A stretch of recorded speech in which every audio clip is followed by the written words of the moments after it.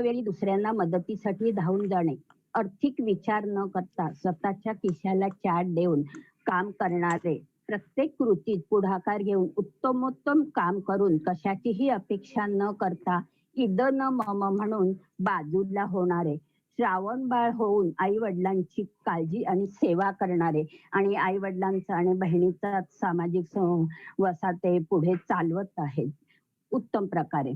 स्वतःच्या संपर्कात येणाऱ्या प्रत्येकाला यशाची व आनंदाची झालर देणारे, सकारात्मक विचारांचे आदान प्रदान करणारे, मनावर विचारांवर मोहांवर अधिराज्य गाजवणारे, कर्जाऊ दिलेली रक्कम वाढतच गेली, ती परत मिळणार नाही हे लक्षात आल्यावर दिलेले कर्ज विसरून जाणारे, आधी केले आणि मग सांगितले अशा वृत्तीचे, यशासाठी सल्ला व मार्गदर्शन करणाऱ्या रवींद्रजींना मी विनंती करते, त्यांनी आम्हाला सुखी व समाधानी जीवनाची गुरुकिल्ली द्यावी.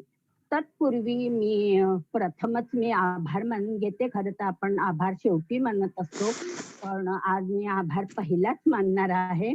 कारण त्यांनी दिलेला सल्ला व मार्गदर्शन आपल्या मनात कायमचे ठसीवपणे कोरले गेले पाहिजे. ऐकणे नव्हे तर आज आपण ऐकायचं नाहीये, तर आपण आज ग्रहण करायचं आहे. आज सरांनी सांगितलेला प्रत्येक शब्द नुसता ऐकूया नको, तर तो ग्रहण करूया. कारण ग्रहण केलेले मेंदूत कायमचे साठवले जाते आणि योग्य त्यावेळी त्याचा वापर केला जातो. मनावर रामदास स्वामींनी मनाचे श्लोक लिहून ते अजरामर केले. तर मन काबूत ठेवून त्याच्यावर नियंत्रण मिळवून परमेश्वरांनी दिलेल्या 80% मनाचा योग्य वापर करून सुखी व समाधानी जीवनाची गुरुकिल्ली देणारे, त्यांच्या यश अकॅडमीचं चिन्हच मुळी कुलूप आणि किल्ली आहे. किती सुंदर आणि उद्बोधक असं ते चिन्ह आहे त्यांचं. आपण लोगो म्हणतो त्याला. मनावर काम करून जीवन 100% सुखी व समाधानी करणाऱ्या आधुनिक रामदास स्वामींना, स्वामी हा शब्द मी प्रभुत्व गाजवणे या अर्थी म्हटलेला आहे, यांना मी विनम्र अभिवादन करते. आणि विरंगुळ्याचे गोवर्धन पर्वत उचलून धरणाऱ्या श्रीकृष्णाच्या पुढे मी नतमस्तक होते. दुसऱ्यांनी काय करायचे हा विषयच आपला नाही असे म्हणणाऱ्या आणि तशीच कृती करणाऱ्या रवींद्र खानोलकर सरांना माझा सलाम आणि त्रिवार वंदन. त्यांना मी विनंती करते की आपल्या विषयाला त्यांनी सुरुवात करावी. सर प्लीज तुम्ही सुरुवात करा. नमस्कार. अपर्णाताई, तुम्ही माझं कौतुक जास्तीच केलेलं आहे. ही बाकी माहिती पण कुठून तरी काढली, सत्य परिस्थिती. परंतु जे गुण तुम्ही सांगितलेत आणि माझ्यात नसतील ते मी लक्षात ठेवून माझ्यात जोपासण्याचा प्रयत्न केला. म्हणजे तुमचे शब्द चुकीचे होणार नाही याची काळजी घ्या. कारण आजचा आपला विषय तसाच आहे की आपल्याला काय बदल हवा आहे आणि तो बदल आपल्याला साध्य आहे. यावेळेला आपण विषयाचं नाव जरा असं वेगळं दिलं. आपण 100% आनंदी व समाधानी होऊ शकतो का? उत्तर हो आहे. हे विषयाचं नाव आहे. आता मगाशी तुम्ही वाचलं असेल, आजपर्यंत म्हणजे असंख्य वेळा आनंदी व समाधानी जीवनाचा मंत्र ज्येष्ठांसाठी असं विषयाचं टायटल होतं. आज आपण या 100%वर येणार आहोत. आता हा विषय ज्येष्ठांसाठी का? आपल्या लहानपणी, कारण आता मी असं धरतो की आपण सगळे ज्येष्ठ आहोत.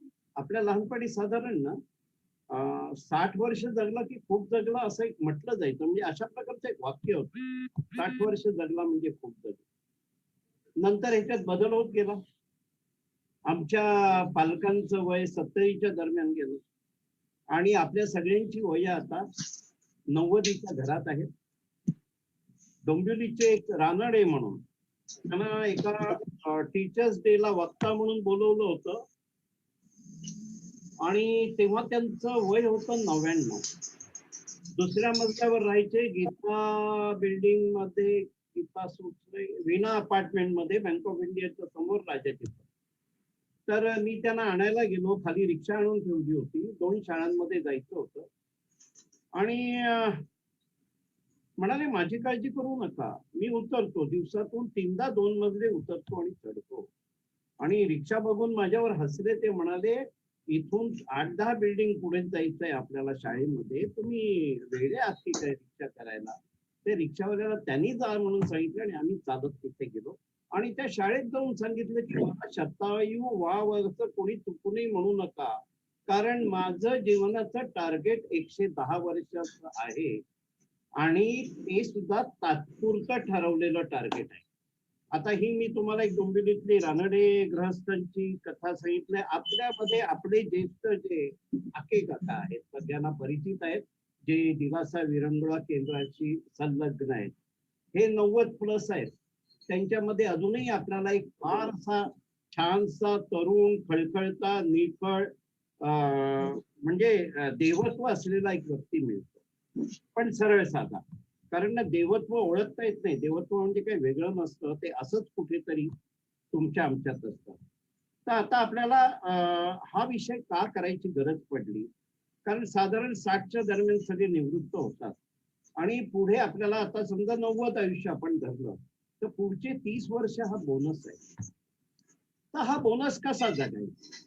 तर हा बोनस प्रत्येकाने जास्तीत जास्त आनंदी व समाधानी वृत्तीने जगायचा.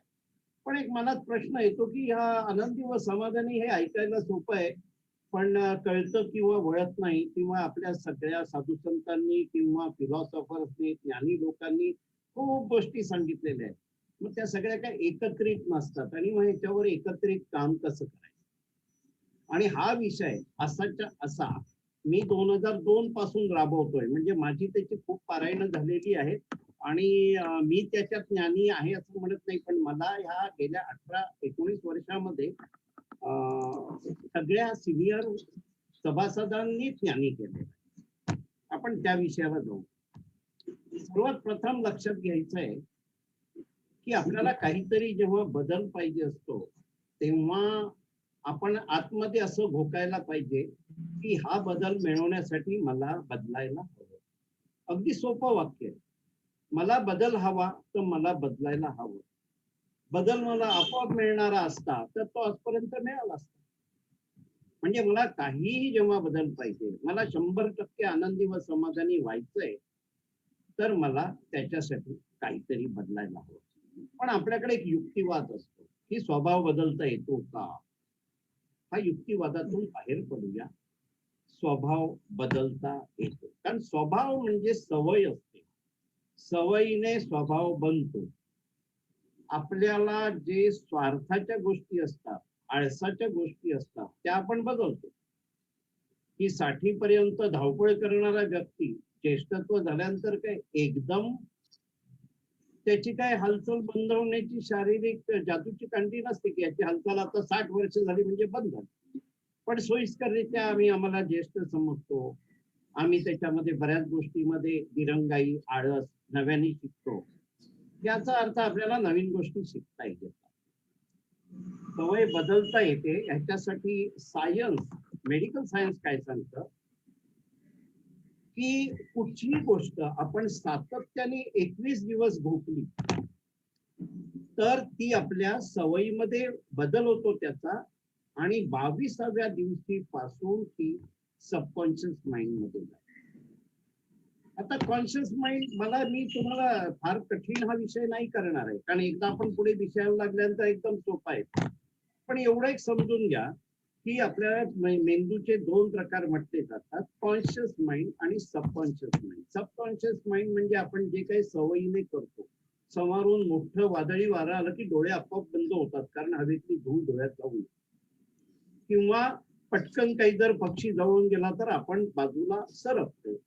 हे रिफ्लेक्स ऍक्शन किंवा हे सगळं सवयीने होतं.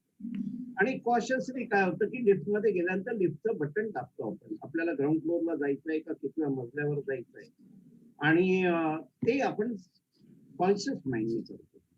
पण हा प्रश्न जर विचारला की कॉन्शियस माइंडचं प्रमाण किती आणि सबकॉन्शियस माइंडचं प्रमाण किती, तर आश्चर्य वाटेल की सबकॉन्शियस माइंड जवळजवळ 95% आहे आणि कॉन्शियस माइंड फक्त 5% आहे. म्हणजे आपण जाणीवपूर्वक जे काम करतो ते 5%च्या मेंदूतून करतो आणि 95% कामं आपण सबकॉन्शियस करतो.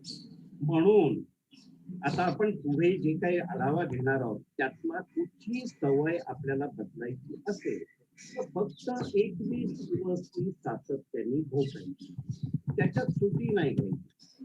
समजा 15 दिवस झाले आणि 1 दिवसाची सुट्टी झाली की 17व्या दिवसापासून परत 21 दिवस मोजायचे. इतकं सिंपल आहे. आता आपण विषयाला घेऊया. मधून मधून मी चुकून कोण अनम्यूट होतोय त्यांना म्यूट करतो. अं, विषय असा आहे की आनंदाला मोजमाप आहे का? कारण जेव्हा आपण पर्सेंटेजची गोष्ट केली 100%, तर 100%चा हिशोब तर द्यायला लागेल. आणि आपल्यापैकी ज्यांनी पूर्वी कधी माझं ऐकलं असेल त्यांना माहिती आहे की आनंदी व समाधानी जीवनासाठी 5 गोष्टी आवश्यक आहेत. आणि हा एक जागतिक सारांश आहे. जागतिक सारांश आपल्याला लागू आहे तर हो, कारण माझं जितक्या देशांमध्ये प्रवास झालेला आहे, तिकडची आई तीच आहे, तिकडचा ज्येष्ठ नागरिक तोच आहे, तिकडचा काम करणारा मनुष्य तोच आहे. मनुष्य कुठेही बदललेला नाही, थोडस त्यांचं कल्चर, आचार विचारांमध्ये फरक. तर ह्या 5 गोष्टी कोणत्या लागतात? तर पैसा लागतो,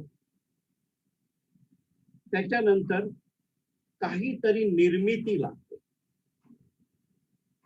त्याच्यानंतर निर्मितीसाठी केलेली प्रशंसा लागते, त्याच्यानंतर प्रेम, प्रेम देणं, हा प्रेम दे आणि प्रेम घे असं कुठेही देवघेव नाहीये. प्रेम हा व्यवहार नाहीये. प्रेम हा पाझर आहे, प्रेम हा झरा आहे, प्रेम हे दरवळ आहे, ते आपल्याकडून दुसरीकडे जात. आणखी एक 5वा भाग असा आहे मानसिकता. ह्याची आपण नंतर एकदा उजळणी करणार आहोत. लिहून वगैरे नाही घेतलं तरी चालेल, फक्त डोक्यात ठेवा. पैसा, निर्मिती, प्रशंसा, प्रेम आणि मानसिकता. आता ह्याचं मी आपल्याला प्रमाण सांगेन. साधारण आपण जर वरवर पाहिलं तर आपल्या औषध पाण्यासाठी, जेवण खाण्यासाठी, कुठे फिरण्यासाठी, म्हणजे आपल्या दैनंदिन जीवनासाठी पैसा हा आता ज्येष्ठांकडे आहे. जर एखाद्या व्यक्तीकडे नसेल तर त्यांची मी माफी मागतो. पण पैशाचं आनंदामधलं भाग हा फक्त सहभाग हा फक्त 4%. पैशाला 4% दिल्यानंतर म्हणजे आपल्या दैनंदिन जीवनासाठी पुरेसे पैसे आले की त्या माणसाचा पैशाचा भागा जो आहे आनंदाचा तो पोटा पुरावा.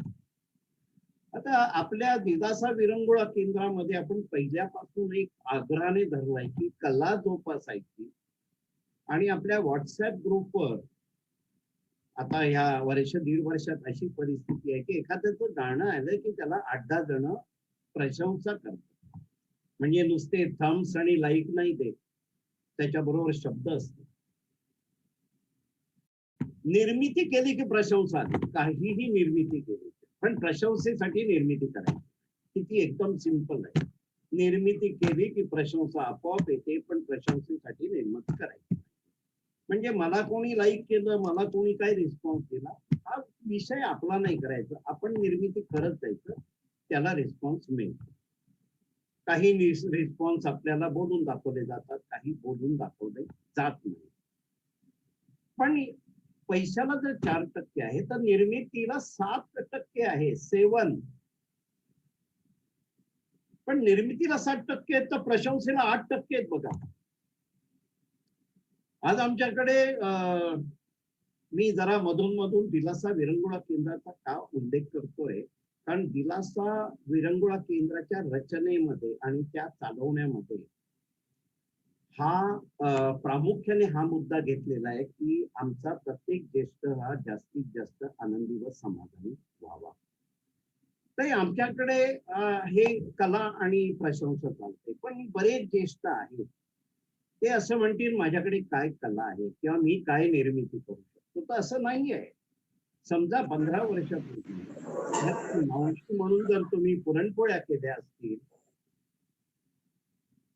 पुण्याच्या तुमच्या भाच्यासाठी, आणि आता बाबा ये तू पोळ्या खायला कधी येतोस म्हणा आणि त्या दिवशी पोळ्या करून खायला घाला, ही एक निर्मिती आहे.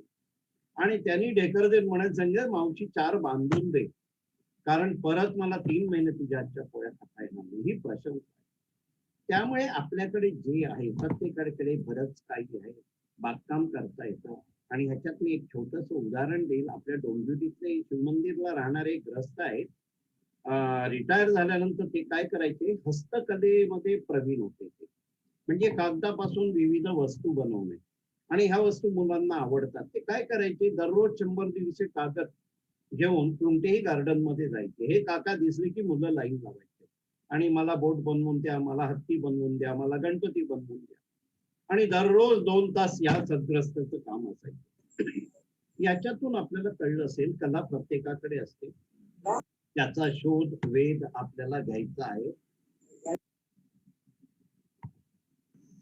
पैशाचे 4%, निर्मितीचे 60%, प्रशंसेचे 8% आणि प्रेमाचे 25%. कोणीही सांगू शकत नाही मला की माझ्याकडे द्यायला प्रेम नाही आहे.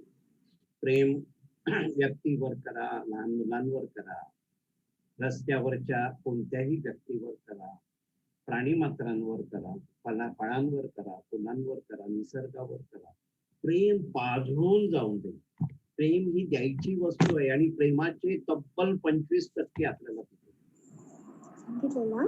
फुकट. मधून मधून मला जरा म्यूट करायला लागतंय. बघा, आपण 4%, 60%, 8% आणि 25% म्हणजे 44% हे जे आहेत ना, हे प्रत्येकाला विनासबब आहेत.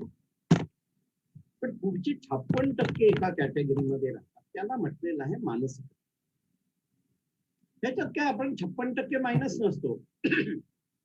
15% असू, 20% असू.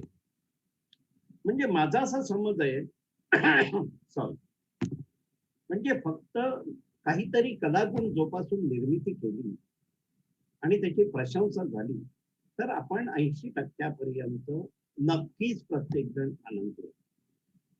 पण हे जर 15% घेतले नाही निर्मितीचे आणि प्रशंसेचे, तर निसर्गतः आपला हा इंडेक्स खाली येणार.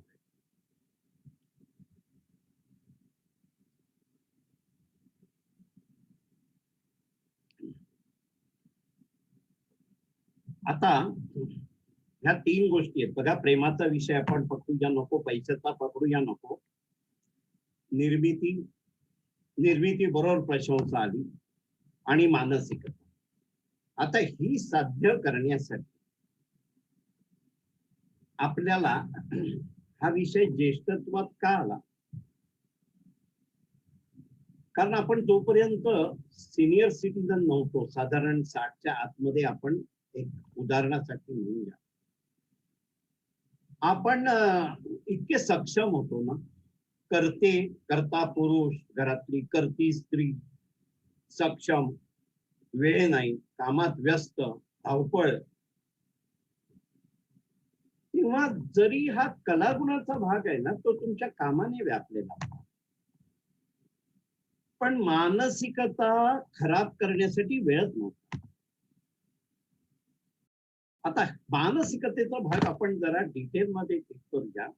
त्यामुळे ज्येष्ठत्वात काय करायचंय माहितीये, मी तुम्हाला मगाशी एक वयाची माप सांगितली. 0 ते 5 बालपण, 5 ते 15 बाल्यावस्था, 15 ते 25 गद्दे 25 म्हणजे 25 ते 35 साधारण करिअर, कुटुंब, लग्न, आणि 35 नंतर 60 पर्यंत तुम्ही हळूहळू त्या घराचा, त्या संसाराचा ताबा घेता. आणि 60ला आल्यानंतर पुढे काय, तो ताबा तर सुटतच असतो, कारण कोणतरी 35ची व्यक्ती तो ताबा घेतो आणि तो द्यायचा असतो. म्हणजे बरंच काही सोडायचं असतं आणि नवीन काहीतरी द्यायचं असतं. म्हणजे काहीतरी सोडून ते, कारण नवीन असंच भरता येणार नाही ना. भरलेल्या घड्यामध्ये कुठेतरी घडा रिकामा करायला पाहिजे. त्यामुळे घड्यातलं काहीतरी काढायचं आणि तिथे नवीन भरायचं. आणि हे नक्की काय काढायचं आणि कुठे गोंधळ होतो. एका बाजूने समजून घ्या की आपल्या ह्या बोनस आयुष्यामध्ये 30 ते 40 वर्षाच्या, 60 नंतरच्या, आपल्याला प्रत्येक क्षण प्रत्येक दिवस आनंदी समाधानी जीवन जगायचं आहे. तर त्याच वेळेला ही कारणं शोधून ती कारणं काढून टाकायची. म्हणजे हा आपला जो गुण रेट आहे हा 100% ह्याच्यात दोन गोष्टी महत्वाच्या आहेत. त्याच्यावर मी येणार आहे पुढे. पण ह्याच्यात दोन म्हणजे वेळेचे व्यवस्थापन. मला एका ज्येष्ठ नागरिकांनी विचारलं होतं की आम्ही रिटायर होईपर्यंत एवढं काटेकोर वेळेचं व्यवस्थापन करत होतो. मी 8:33 ची गाडी पकडायचो आणि ऑफिसमध्ये जायचो, रात्री 8 ला यायचो मग वगैरे वगैरे. तर मी त्यांना म्हटलं तुम्ही वेळेचं व्यवस्थापन करत नव्हता. तुम्ही 8:33 ची गाडी नाही पकडली तर तिथे लेटमार्क लागायचा. 3 लेटमार्क झाल्यानंतर 1 दिवसाचा पगार कट व्हायचा वगैरे. म्हणजे आपण स्वतःवर लादलेली शिस्त आणि आपल्याला परिस्थितीने लादलेली शिस्त. तर परिस्थितीने लादलेल्या शिस्तीला शिस्त म्हणायचं नाही. डोंबिवलीतलं एक कुटुंब आहे. गेल्या 3 पिढ्या सगळे घरातले 5:30 ला उठतात. 3 पिढ्या. ही एक घराची शिस्त. आपण वेळेच्या व्यवस्थापनावर येऊया. कारण एक आढावा घेतला तर प्रत्येक पुरुषाला ज्येष्ठत्वामध्ये 12 तास आणि स्त्रीला 10 तास मोकळे आहेत. तुम्ही पटकन कबूल नाही करणार. पण नोकरी करणारी स्त्री नोकरीच्या ठिकाणचे 8 तास जाण्या येण्याचे धरून जे 10 तास बाहेर देत होती. आपण एक उदाहरणार्थ घेतो. त्या स्त्रीला बरंच वाटत असतं मी व्हॉलंटरी रिटायरमेंट घेईन आणि माझा हा सगळा वेळ माझ्या घरच्यांसाठी देईन. 10 तास मी घरच्यांसाठी देईन. म्हणजे ही स्त्री काय करायची सकाळी आणि रात्री 3 तासामध्ये घरातलं सगळं आटपायचं. आता हे 10 तास बघा आपल्यातले आठवून बघा किंवा आपल्या परिचयातले की ज्यांनी नोकरी सोडली किंवा जे रिटायर झाले त्याच्यानंतर ते 10 तास कुठे गेले ते त्यांनाच माहित नाही. पूर्वी वाटायचं आपल्याकडे खूप वेळ आहे पण आता असं कळलं की वेळच मिळत नाही. वेळ कसा निघून जातो कळत नाही. हे वेळेच्या वेळेच्या व्यवस्थापनाचा किती महत्वाचा भाग आहे आपल्या आनंदी व समाधानी जीवनात ते पुढे आपण बघणार आहोत. आता आपण आपल्या एक छोटीशी कथा सांगतो. आपल्याला माहिती असेल मनुष्य प्राणी म्हणायचं का मनुष्य आणि प्राणी म्हणायचं. कारण मनुष्यात प्राण्यांचे कोणतेही गुण नाही. म्हणजे 2 हात 2 पाय किंवा मेंदू हृदय वगैरे रक्ताभिसरण वगैरे ह्या गोष्टी सोडल्या असतात. ही प्राणी मात्राची आपल्यामध्ये लक्षण आहेत. एक गोष्ट अशी होती इंग्लिश छोटीशी पुस्तिका आहे ती. लहानपणापासून सगळ्यांना माहिती आहे. माहित नसेल त्यांना मी सांगतो ज्यांनी ऐकली असेल त्यांनी परत ऐका. हू मूड माय चीज. चीज म्हणजे एक अन्नसाठा. आणि 2 माणसं भुकेच्या म्हणजे अन्नाच्या शोधामध्ये निघतात आणि फिरत फिरत फिरत असताना त्यांना एक मोठा अन्नसाठा मिळतो जो साधारण एक 2-3 महिने पुरेल असतो. आणि हा अन्नसाठा बघितल्यानंतर दोघेही मनात विचार करतात बाबा हा अन्नसाठा कोणालाही कळता नाही काय करता येईल. हा फक्त आपल्याला कळलेला आहे आणि हा आपला आहे. दुसऱ्या दिवशी पण येतात तिथे. पहिल्या दिवशीला आपल्याला हवं तेवढं अन्न घेतात. दुसऱ्या दिवशी पण येतात. तर त्यांना दिसतं की 2 उंदीर आतून टुणकड उड्या मारून आतून बाहेर पळालेले असतात. मनुष्य प्राणी काय करतो चिंतेत जातो. अरे हे फक्त आपल्या दोघांना माहिती आहे असं आपल्याला वाटलं होतं. पण हे आता आणखी 2 उंदरांना माहिती आहे. चिंता सुरू झाली कारण मनुष्याला मेंदू दिलेला आहे देवाने चिंता करण्यासाठी घृणा करण्यासाठी समोरच्यावर संशय करण्यासाठी. हा या गोष्टींवर आपण नंतर येणार आहोत. त्यांनी असं नाही मनात आलं की वा वा वा आपण 4 जण वाटून खाऊ. आणखी कोणाला असेल तर हा अन्न हा एक मनुष्य मूळ स्वभाव म्हणजे जास्ती प्रमाणातला स्वभाव असा आहे. तिसऱ्या दिवशी त्यांनी येऊन उंदरांना सांगितलं बाबा रे तुम्हाला माहिती आहे आम्हाला माहिती आहे आणखी कोणाला सांगू नका. उंदरांना काही कळली नाही. ते म्हणाले असं काय असतं का की आणखी कोणाला सांगू नका. त्याला काहीच कळलं नाही त्याच्यात. असं म्हणता म्हणता म्हणता म्हणता 2 महिने झाले. आणि साठा 3 दिवसाचा राहिला, मग 2 दिवसाचा राहिला, मग 1 दिवसाचा राहिला आणि 1 दिवस तो अन्न साठा संपला. दोघी माणसं तिकडे आली. उंदीर पण आले. बघितलं इकडे तिकडे साठा नाहीये. उंदीर आपल्या रस्त्याला निघून गेले. माणसं तिथेच बसले. आता काय करायचं? खूप डोक्याला ताप झाला, खूप चिंता केली, खूप विचार केला आणि संध्याकाळी घरी गेले. परत दुसऱ्या दिवशी आले विचार करण्यासाठी. तिथेच जागेवर पावन होती ती जागा अन्नाची, की कुठून तरी अन्न साठा आपोआप तिकडे येईल, पहिला मिळाला तसा. आणि तिसऱ्या दिवशी उंदीर आले त्यांना शोधत शोधत आणि म्हणाले, अहो तुम्ही काय केलं 2 दिवस 3 दिवस? ते म्हणाले, आम्ही उपाशी आहोत. ते म्हणाले, असं कसं चालेल? आम्ही दुसरा साठा शोधलाय, तिथे चला. आता ह्याच्यातून मला तुम्हाला वेगळा काही बोध द्यायला नको, पण मनुष्य प्राणी स्वतःच्या आनंद व समाधानाला दुःखात बनवण्यासाठी बऱ्याच प्रमाणात कारणीभूत असतो. त्याच्यासाठी छोटी कथा सांगितली. आता आपल्याला आनंदी व समाधानी जगण्यासाठी एक गोष्ट सगळ्यात महत्वाचं आहे, त्या म्हणजे शारीरिक स्वास्थ्य. त्याला पर्याय नाही. तुमचं शरीर ठीक तर तुम्ही वैद्यकीयरित्या ठीक आणि बऱ्याच प्रमाणात मानसिकरित्या ठीक. शरीर स्वास्थ्य म्हणजे 3च गोष्टी आहेत, जास्त काही नाही. आहार,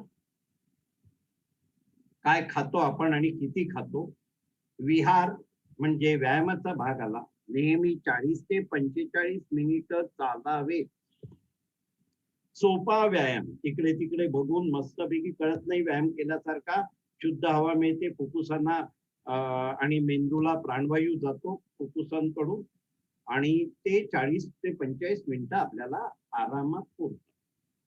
आहार, विहार आणि विचार. आता विचार आपण आता जी उंदरांची गोष्ट ऐकली त्याच्यातून पुढे. त्याच्यानंतर राहतं शारीरिक स्वास्थ्य, झाल्यानंतर मानसिक स्वास्थ्य आणि सामाजिक स्वास्थ्य. मानसिक स्वास्थ्य हे इतर व्यक्तींमुळे बाधित होते. मग ते आपले मित्रमंडळी, शेजारी, घरातले, दुसऱ्या व्यक्तीमुळे आपलं मानसिक स्वास्थ्य ढळणं. खरं दुसऱ्या व्यक्तीमुळे आपलं मानसिक स्वास्थ्य हे खूप उभारी यायला पाहिजे, मोठं व्हायला पाहिजे, पण तसं नाही होत. आणि सामाजिक स्वास्थ्य म्हणजे कसं, 60 नंतर अरे मी त्या कार्यक्रमाला गेलो पण माझी कोणी दखलच नाही घेतली. माझ्याकडे एक ग्रहस्थ आले होते, एका डोंबिवलीच्या मोठ्या संस्थेचे 10 वर्ष असलेले अध्यक्ष. मला म्हणाले, खानोलकर मी फार डिस्टर्ब आहे, माझं डोकं गेलंय आज. म्हटलं काय झालं राव? आणि या व्यक्तीला 80% लोक आपल्यापैकी ओळख. तर म्हटलं काय झालं? तर म्हणाले, आज असं असं झालं, मी 10 वर्ष जिथे अध्यक्ष होतो तिथे गेलो, मी मागून जाऊन मागच्या बेंचवर बसलो आणि अर्ध्या तासानंतर मी मागच्या मागे बाहेर आलोय ते थेट तुमच्याकडे. आता हा माझा विषय आहे, परिचित होते आणि माझ्याकडे बोलणे इतकी त्यांची आपलेपणा होता की त्यांचा माझ्यावर विश्वास. हा झालं सामाजिक स्वास्थ्य. कारण आपण जे काही नोकरीच्या काळात किंवा 60च्या अगोदर जे काही उपभोगलेलं आहे ते पुढे तसंच उपभोगायला मिळावं अशी अपेक्षा असते. ज्येष्ठ नागरिक संघ योगाभ्यास डोंबिवली वेस्ट, माझ्या मते ते मराठा मंदिरला बसलं. तिकडच्या कार्यक्रमामध्ये मला एका ज्येष्ठ माणसाने सांगितलं, तुम्ही असं कसं म्हणता? मी 78 वर्षाचा आहे, मी क्लास 4 म्हणून रिटायर झालो होतो. बघा 78 म्हणजे 18 वर्षापूर्वी. आणि माझ्या घरातले सगळे त्याची जाणीव ठेवतात की हे आमच्या घरातले ग्रस्त क्लास 4 म्हणून रिटायर झाले. आणि तुम्ही असं कसं म्हणता की आपली ती ओळख विसरायला? मी त्यांना म्हटलं, हा जरा वैयक्तिक होतोय विषय, आपण नंतर बोलू. तर म्हणाले, नाही नाही सांगा तुम्ही म्हणाले. तर मी म्हटलं, घरातले तुमची अजूनही जाणीव ठेवतात, क्लास 4 ऑफिसर, माझे सासरे, माझे बाबा, माझे काका होते. हा त्याचा कुटुंबाचा मोठेपणा आहे, हे तुमच्या कुटुंबाचे संस्कार आहेत. पण त्यालाच जर जखडून तुम्ही बसला तर तुम्ही आनंदी नाही. तर असे मानसिक स्वास्थ्य, शारीरिक स्वास्थ्य आणि सामाजिक स्वास्थ्य. आता आपण मानसिक स्वास्थ्याचा जो भाग आहे ज्याच्यात आपण कुठेतरी 15-20% कमी पडत असू त्याच्यावर काम करायचं.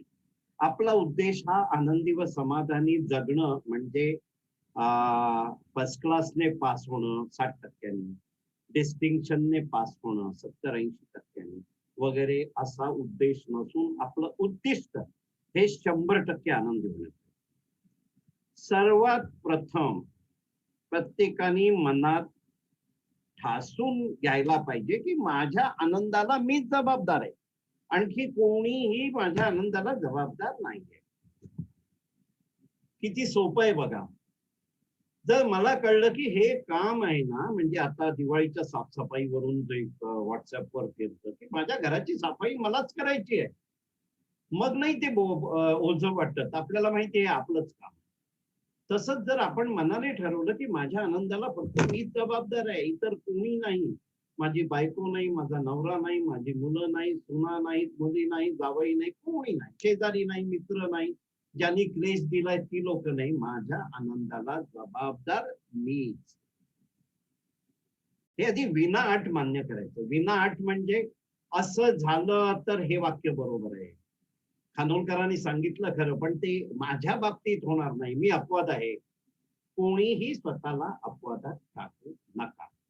आनंदी व्हायचं असेल तर माझ्या आनंदाला जबाबदार मीच, ही वाक्य नंतर आपण रिव्हिजन करणार आहोत.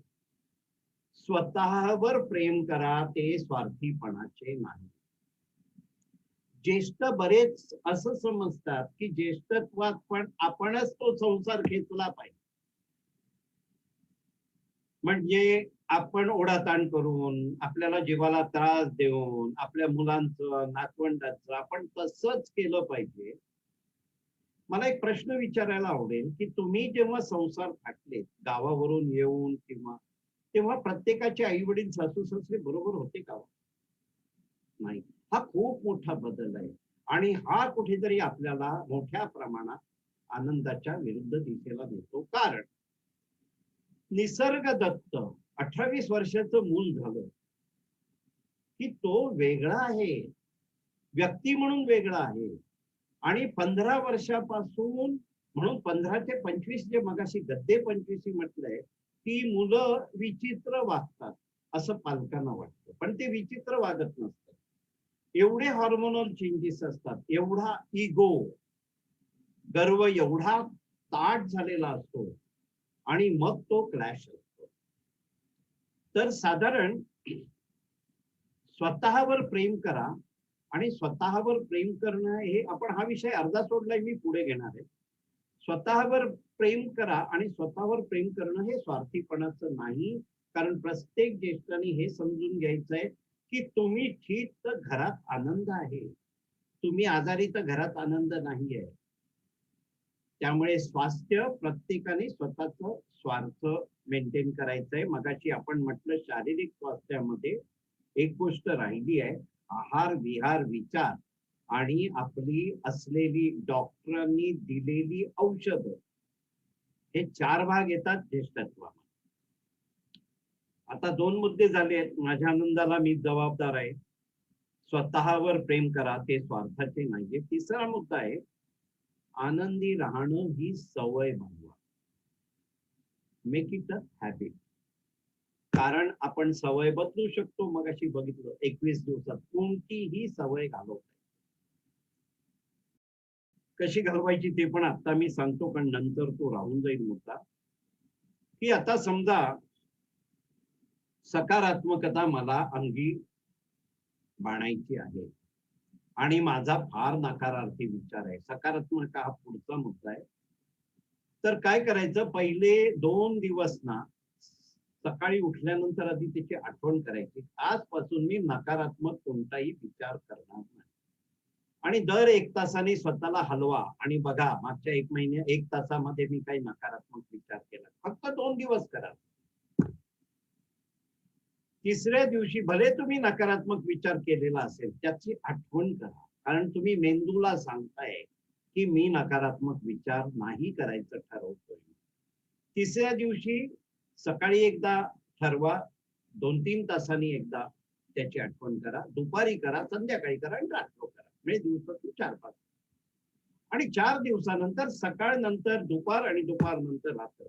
सकाळी उठल्यानंतर आठवण पाहिजे, रात्री झोपताना आठवण पाहिजे आणि दुपारी जेवण खाण करताना थोडं, कारण तो विषय घोकायचा आहे आपल्याला. आपल्याला पेशींमध्ये बदल होणार आहे. नवीन पेशी ज्या मेंदूत येतील ते हा सकारात्मक मुद्दा घेऊन येतील. आणि सोपं आहे. 21 दिवस झालं ना की तुम्हाला चिंता नाही करायचं. आपोआप 5%तला विषय किंवा अगोदर 95% होता जो विषय सबकॉन्शियस माइंड मध्ये, त्याच्यात बदल झाला, ट्रान्सफॉर्मिंग. त्यामुळे आनंदी राहणे ही सवय बनवा. या सवय शब्दावरून आपण या मुद्द्यावर येऊ. कारण आनंद बाहेर नाही आहे. आनंद आतूनच काढायचा आहे. बाहेर कुठे शोधता? बाहेर शोधत बसलं तर आनंद कुठे नाही. कारण आपल्याला बाहेर जर शोधत बसलो ना तर दुःखाच्या जागा सगळ्या मिळतात. पण आनंद आतूनच काढायचा असेल तर फार सोपं आहे ते. आनंद ही वाटचाल आहे. म्हणजे मला आनंद अमक्या ठिकाणी मिळणार आहे म्हणून तिथे जायचं नाही, असं कुठेच नाही आनंद. एक फरक सांगतो. आनंदी असणे आणि आनंद करणे ह्याच्यात खूप फरक आहे. नातवाचा वाढदिवस आहे, 2 दिवस अगोदर पासून आपण खूप आनंदी असतो. कुठे लग्नाला जायचंय, आनंदी असणे आणि आनंद करणे हा फरक सांगतो. आता आनंद ही वाटचाल आहे. असं नाही होणार आहे गणपती मंदिरात जाताना आपण जो रस्ता आहे ना तो पण एन्जॉय केला पाहिजे. असं नाही होणार गणपतीचं दर्शन होऊन मी आनंदी होणार आहे, असं काही नाही. प्रत्येक क्षण आपल्याला आनंदाने जगायचा आहे. आनंद हे फुलपाखरासारखे आहे. त्याच्या मागे गेलात तर ते लांब पडतं, कुठेतरी जाऊन बसलात तर ते हळूहळू येऊन तुमच्या. आता ह्या 3 गोष्टी स्वतःशी संबंधित झाल्या. आनंदाला मीच जबाबदार आहे. स्वतःवर प्रेम करा आणि आनंदी राहणे सवय बनवा. चौथा मुद्दा आहे, मी काय करावे आणि मी काय करू शकतो, हाच तुमचा विषय बनवा. आपण जर सबन दिवस अमक्यानी अमुक करायला पाहिजे, तमक्यानी तमुक करायला पाहिजे, तो अमुक करत नाही म्हणून असं होत आहे. दुसऱ्यांनी काय करावं हा खरोखर आपला विषय नाही आणि ज्येष्ठत्वात तर नाहीच नाही. कारण सगळे दुसरे हे सक्षम आहेत त्यांचं जीवन जगण्यासाठी, आणि त्या जीवनामध्ये त्यांनी जर थोड्याशा चुका केल्या तर आम्ही पण चुका करूनच सुधारलो. आणि चुका छोट्या मोठ्या केल्याशिवाय ती अक्कल येत नाही आणि ती तशीच यायला पाहिजे. हे पिढीतल्या फरकामध्ये आपण घेणार आहोत. पण एक कथा सांगितली जाते की एक IT प्रोफेशनल गावी आजी एकटी असते म्हणून खूप दिवस गावी आजीने सांगितल्यानंतर एक दिवस गावी जातो आणि तिथे काही नेटवर्क नसतं, मोबाईल बंद वगैरे सगळं. त्यामुळे त्याच्याकडे वेळ असतो. काही दुसरं काही करायला नाही, ना व्हॉट्सअप, ना फेसबुक, ना ईमेल. आणि तो असा आजी जेवण करत असताना वरांड्यात होता आणि त्यांनी टाक टाक टाक टाक टाक टाक असा आवाज ऐकला. त्याला कळेना, शोध लागेना. 1-1.5 तासांनी एक अंड्यातून एक पिल्लू बाहेर आलं आणि त्याला वाटलं अरे रे काय मी अभागी आहे म्हणाले. या एवढ्या पिल्लाची 1.5 तासाची मेहनत बघितली ती मी त्याची मेहनत वाचवू शकत होतो, पण मला ज्ञान नव्हतं. तो त्या पिल्लाला सॉरी म्हणतो, पिल्लू बागडायला लागतं. परत 4-5 दिवसांनी तशीच घटना होते. हा तत्परतेने जातो, हळूवार ते कवच उघडतो, आतून असं मरतुकड पिल्लू बाहेर येतं लडबडत लडबडत आणि थोड्या वेळाने पडतं आणि मरतं. तर जाऊन हे आजीला सांगतो. आजी म्हणाली, अरे तुम्हाला शहरी लोकांना हे कळणार नाही, हे नैसर्गिक जीवन आहे. त्या पिल्लाने जे 2 तास आतून टोचा मारल्या त्याच्यात जी शक्ती आणि आत्मविश्वास त्याला मिळाला तो त्याला पुढच्या जगात जगण्यासाठी मदत करतो. तर आपण ह्या मुद्द्यावर आलो, मी काय करावं, कारण आपल्यापेक्षा नंतरच्या पिढीने काय करावं किंवा इतरांनी काय करावं त्यांना त्यांच्या पद्धतीने जगू द्या. ते नैसर्गिक आहे आणि त्यांच्या पद्धतीने जगले तरच पुढे तुमच्या एवढे सक्षम होणार. त्यांना पॅरालिटिक करू नका, त्यांना अपंग बनवू नका. हं? कारण महत्वाचं आहे, दुसऱ्यांनी काय करावं हा आपला विषय नाही आहे. मग काय करायचं, आम्ही एवढे अनुभवी आहोत, आम्ही एवढे सिनियर आहोत आणि खानोलकर म्हणतायत की दुसऱ्यांना त्यांचं जगू द्या, असं नाहीये. तुम्हाला त्यांना काय सांगायचंय सुचवा ना, सांगू नका, फरक समजून घ्या. सांगितलं ना की आपल्याला वाटतं की त्यांनी ते ऐकायला पाहिजे.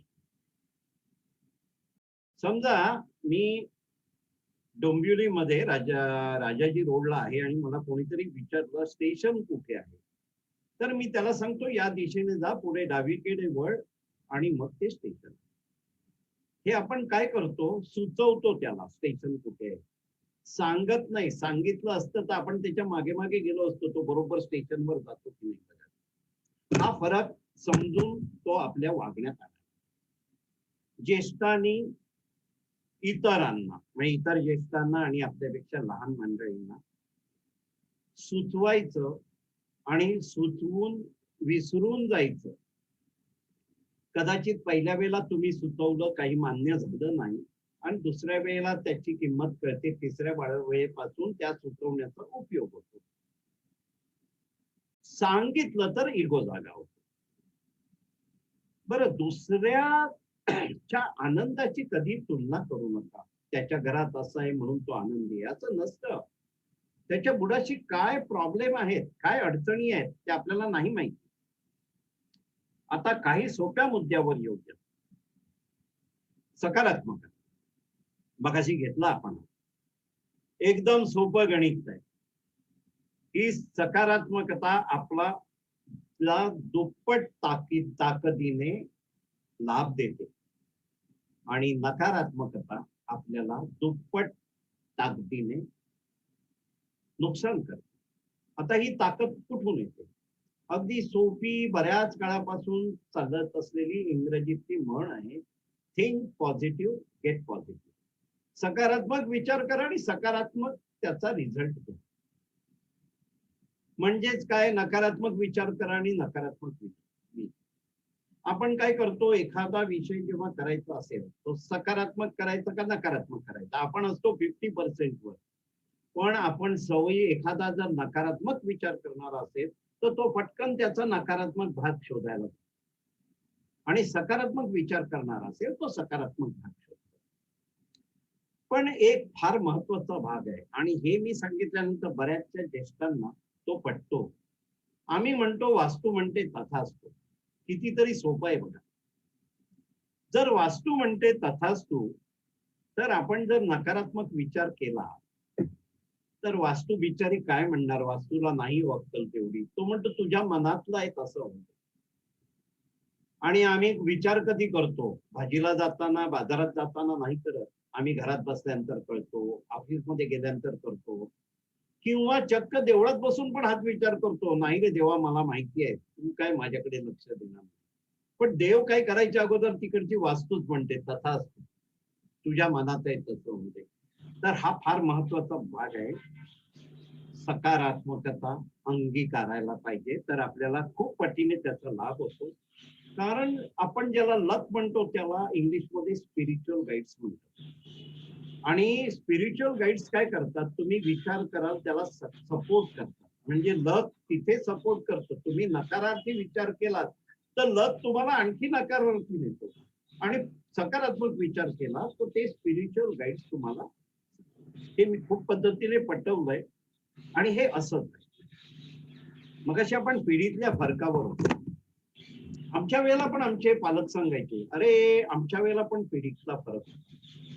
पण ना, पूर्वीचा पिढीतला फरक हा एक पटीने होता आणि गेल्या 1.5 पिढीमध्ये हा 4 आणि 5 पटीने झालाय. तुम्हाला अंदाज असेल, ऑफिसला जाण्याची वेळ नाही आहे, खाण्यापिण्या कपडा याच्यावरचा खर्च, सर्व समीकरण बदलली. आणि ह्या समीकरणांमुळे काय झालंय की 45-50 पासून तरुणांना ताणतणाव आणि आजार यायला लागले. आणि बाहेरचे जेव्हा त्रागा असतो, बाहेरचा ताणतणाव असतो ना, तेव्हा घरातलं निभावणं आणखी कठीण असतं. मनुष्याला कुठेतरी शांतता पाहिजे असतो, आराम पाहिजे असतो. तिथे तत्वज्ञान नकोय, तत्वज्ञान ऐकायलाही वेळ नसतो. मग काय करायला पाहिजे? आपण आधी काळाबरोबर जायला पाहिजे, जितकं जाता येईल तितकं. जसं आपण आता सगळे आज झूमवर आहोत, काळाबरोबर जातो. आणि मगाशी एक छान सांगितलं तुम्हाला, सुचवा, सांगू ना.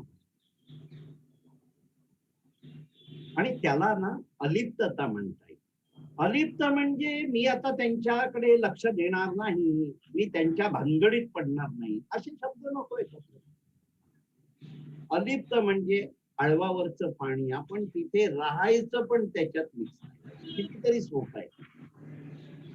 आणि अलिप्त राहण्यासाठी सगळ्यात उत्तम साधन म्हणजे सुचवा, सांगू नका. किती सोपं आहे. आणि हे फार महत्वाचं आहे. पिढीतला फरक हा आमच्या आजच्या ज्येष्ठांच्या जीवनामध्ये म्हणजे काय होतं ते सहन होत नाही, सांगता येत नाही, असं होतं नाही. आम्ही नाईलाजाने खूप गोष्टी मान्य करतो, नाईलाजाने काहीही मान्य करू नका. नाईलाजाने मान्य करू नका, ते आपण देवाची प्रार्थना पुढे म्हणणार. वर्तमान जगा, आज जगा. काय करतो आम्ही? भूतकाळात जगतो, भूतकाळातल्या दुःखाच्या गोष्टी फक्त कवटाळून बसतो आणि भविष्य काळाच्या भीती मध्ये राहतो. मग ती भीती इन्शुरन्सची असेल, मेडिकल इन्शुरन्सची असेल, घराला आपण बाहेरगावी जाताना कडी कुलूप लावतो त्याची असेल. आम्ही काय करतो? भविष्याची भीती आणि भूतकाळातल्या खेदजनक वस्तू याला घेऊन का जगतो? आज जगायचं, आत्ता जगायचं, मस्त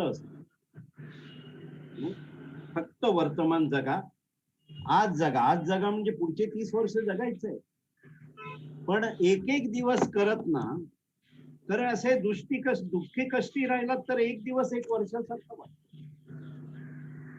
आणि आनंदी व समाधानी राहिल्यास कधी कधी एक वर्ष कधी निघून गेलं कळत नाही. आता आपण पुढे जाऊया. वर्तमान काळातून आपल्याकडे काय काय आहे त्याची यादी बनवा आणि काय काय नाहीये त्याची पण यादी बनवा. आपल्याला आश्चर्य वाटेल की तुमच्याकडे जर 100 वस्तू असतील तर 10च वस्तू तुमच्याकडे नाहीये. पण आजपर्यंत ना नाही ते घेण्यामध्येच गेलो होतो आपण, आलेत ते काही उपभोगत नाही. आपल्याकडे काय काय आहे? मला छान अजून वाचता येतं, मी 3 दिवसाला एक कादंबरी वाचून संपवतो, मला बाजारात गेल्यानंतर हिशोब कळतात, अजूनही मी सकाळी फिरायला जातो, मी अजूनही कानिटकरांच्या सामोसा आणि बटाटे वडे हजम करतो. लक्षात घ्या, माझ्याकडे काय काय आहे असं खूप आहे. मग ते आपण आनंदाने उपभोगायला पाहिजे. काय नाही आणि त्याची लिस्ट करा. आणि इथे ती देवाची प्रार्थना आहे, ती इंग्लिश मध्ये आहे. Accept the thing you can not change, change the thing you can. म्हणजे हे देवा जी परिस्थिती मी बदलू शकतो त्याला साठी लागणार धैर्य मला दे, आणि जी परिस्थिती मी बदलू शकत नाही ती मान्य करण्याची मला क्षमता दे, मनाची प्रसन्नता दे. की आता समजा मला पायलट व्हायचंय आणि ज्येष्ठांना पायलटचं ट्रेनिंग देत नसतील तर मला ते मान्य करायला पाहिजे. आणि आता मला समजा MBA पुरं करायचंय माझं किंवा डॉक्टरेट करायचंय आणि खूप इच्छा असेल तर ते मी पुरं करायला पाहिजे. इतकं सिंपल आहे बघा. कोणती परिस्थिती आपण बदलू शकतो आणि कोणती परिस्थिती बदलू शकत नाही याचं ज्ञान घ्यायचं, फरक जाणून घ्यायचा आणि जी परिस्थिती बदलू शकतो त्या कार्याला लागायचं. जी परिस्थिती बदलू शकत नाही तो विषय सोडून द्यायचा. एखाद्या व्यक्तीला आपण खूप वर्ष प्रयत्न करून बदलू शकत नाही, हा विषय बाजूला ठेवायचा, कारण आणखी 25 वर्ष त्याच्यावर काम केलं तरी ते होणार नाही. आपण ना जीवनात बरेचशा गोष्टी ना अप्रिय गोष्टी नंतर बघू म्हणून ठेवतो. आणि त्याच्यात बरीचशी नातेसंबंध असतात. अप्रिय काही नंतर बघू म्हणून ठेवू नका, ताबडतोब उडवून टाका आजच्या आज, जसं उडेल तसं, आर्या पार. आता प्रत्येकाशी सुसंवाद साधायचा आहे. बघा ना, आपल्या घरात जर भांडण चालू असेल मस्तपैकी आणि दारावरची बेल वाजते आणि एखादे पाहुणे आले, तिथे पाहुण्यांना कळतं का होतं काय भांडण? नाही. हे आपले संस्कार आहेत की घरातलं दूषित वातावरण आपण पाहुण्यांपर्यंत, मग तेव्हा आपण का हो एवढे सुसंवाद साधू शकतो? जर आपण मनाशी मग सवय बदलण्यामध्ये जर ही सवय आणली की माझ्याकडून बरेच जण दुखावले जातात, तर ते दुखावले जाऊ नये ह्याची काळजी आपण घ्यायची आहे. दुखावले गेले तर झालं काय, मी सिनियर आहे, मी अमुक अमुक केलंय त्यांच्यासाठी, मी एवढा एवढा खस्ता काढलाय, ह्याच्यातून आपल्याला बाहेर पडायला. आता फार अति कठीण दोन गोष्टी सांगतो आणि मग आपण शेवटच्या भागात येतो. एक सगळ्यात कठीण गोष्ट अशी आहे, मी माझे आणि घमंड आणि गर्व, आय अँड इगो.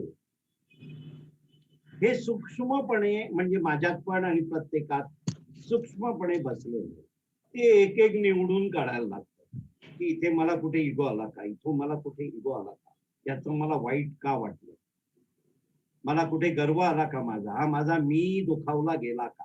हा फार नाजूक विषय आहे आणि आपला मी, आपला गर्व, आपली घमंड आपल्यालाच काढायचे. मी बऱ्याच जणांना सवय आहे बघा, मला हे चालत नाही, मला हे आवडत नाही, मी हे करत नाही. अरे हा मी कोण आहे? तुम्ही कळपातले आहात, सगळ्यांबरोबर आहात.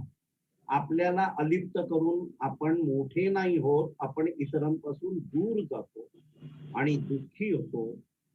जगामधले डायव्हर्स केसेस जे आहेत त्याचं 97% प्रमाण मी, माझे आणि इगोमुळे.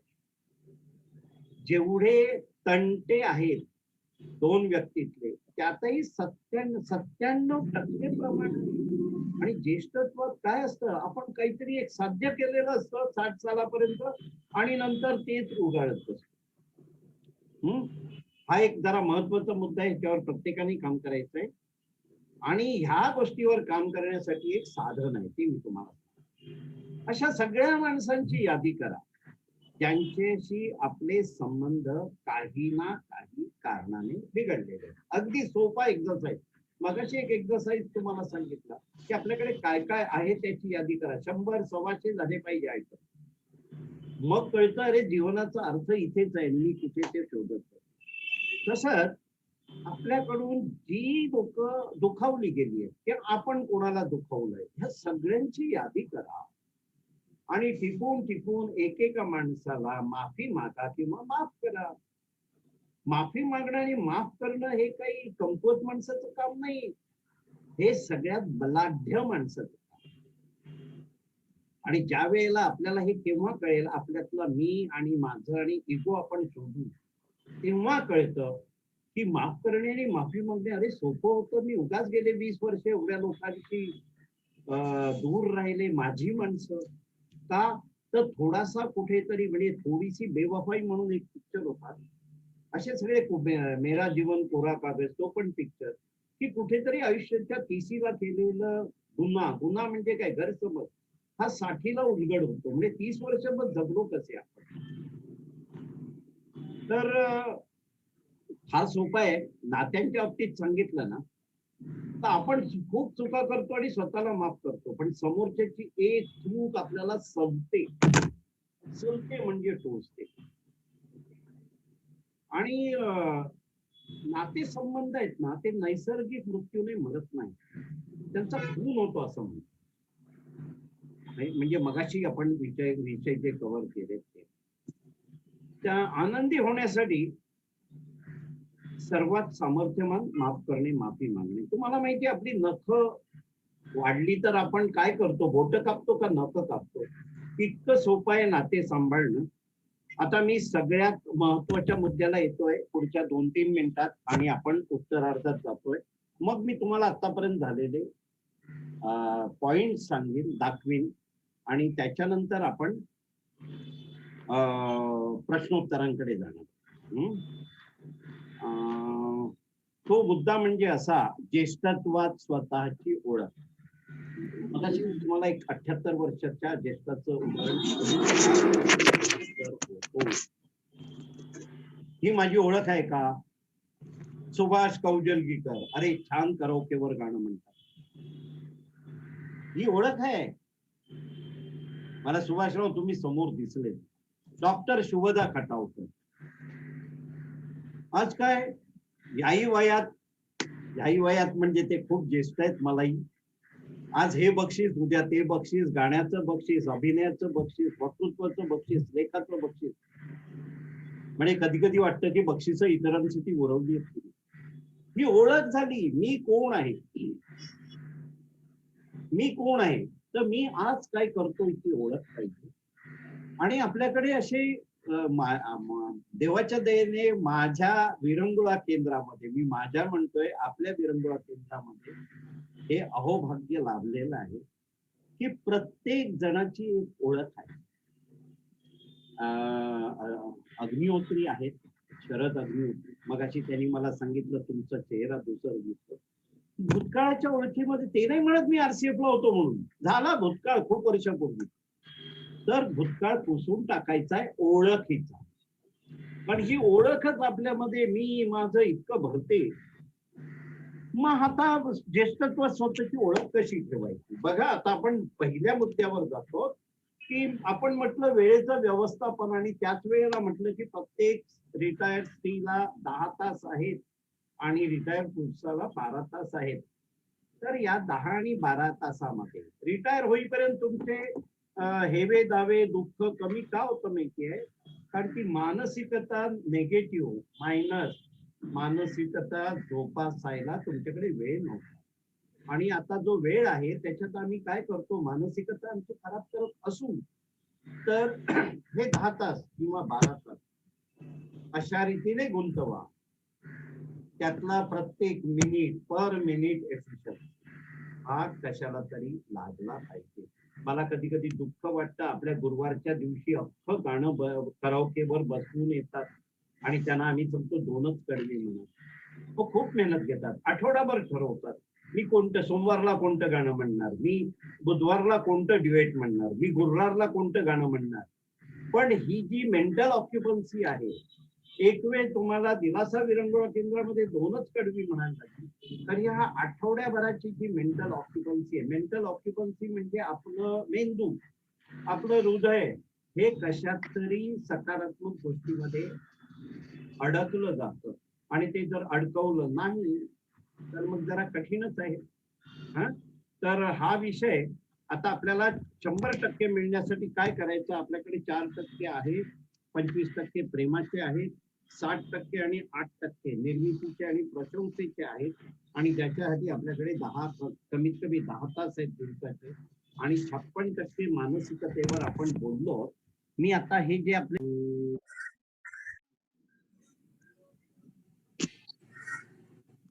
तोपर्यंत 1 बाय 1 प्रश्न कसं घेणार त्याच्यावर काम करतो. आजचा विषय, आपण 100% आनंदी व समाधानी होऊ शकतो का? बदल हवा तर त्यासाठी आपण बदलायला हवं. इच्छा असेल तर आपण आपला स्वभाव बदलू शकतो. 4% पैशाचे, 60% निर्मितीचे, 8% प्रशंसेचे, 25% प्रेमाचे आणि 56% मानसिकते. शारीरिक स्वास्थ्य, मानसिक स्वास्थ्य, सामाजिक स्वास्थ्य.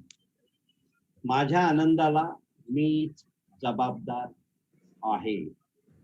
स्वतःवर प्रेम करणे हे स्वार्थीपणाचे नाही. आनंदी राहणे ही सवय बनवा. मी काय करावे व काय करू शकतो हा तुमचा विषय बनवा. इतरांनी काय करावे हा तुमचा विषय बनवू नका. काही जर सुचवायचं असेल तर सुचवा, सांगू नका. सकारात्मकता. पिढीतली फरक जाणणे आणि काळाबरोबर राहणे. पिढीतली फरक जाणणे आणि अलिप्त राहणे. फक्त वर्तमान जगा, आज जगा. आपल्याकडे काय काय क्षमता व साधने आहेत, आहे त्यातून आणि आहे तेथून पुढे जा. म्हणजे असं झालं तर मी माझा आनंदी व समाधानी जीवनाचा माझा प्रवास सुरू करीन असं नाहीये. आज जे तुमच्याकडे आहे, ज्याची तुम्ही यादी करणार आहात आणि आहे तेथून म्हणजे आजच त्याच्यातून पुढे जायचंय. हे देवा, जी परिस्थिती मी बदलू शकत नाही ती स्वीकारण्यास मनाची प्रसन्नता मला दे. जी परिस्थिती मी बदलू शकतो ती बदलण्यासाठी लागणारे धैर्य मला दे आणि या दोहोतील भेद जाणण्याची क्षमता मला दे. जीवनातील अप्रिय व अनिर्णित गोष्टी नंतर बघू म्हणून ठेवू नका. मी व माझे, घमंड, गर्व हे 4 शब्द 97% घात करतात. प्रत्येकाशी सुसंवाद ही सवय बनवा. अशा सर्व माणसांची यादी करा की ज्यांच्याशी आपला संबंध अनेक कारणांनी बिघडला आहे. त्यांना माफ करा किंवा त्यांची माफी मागा. आता हे जर आपण ह्या पद्धतीने पुढे गेलो तर अखंड 100% आपलेच आहेत. आता प्रश्न विचारा. हॅलो. Yes.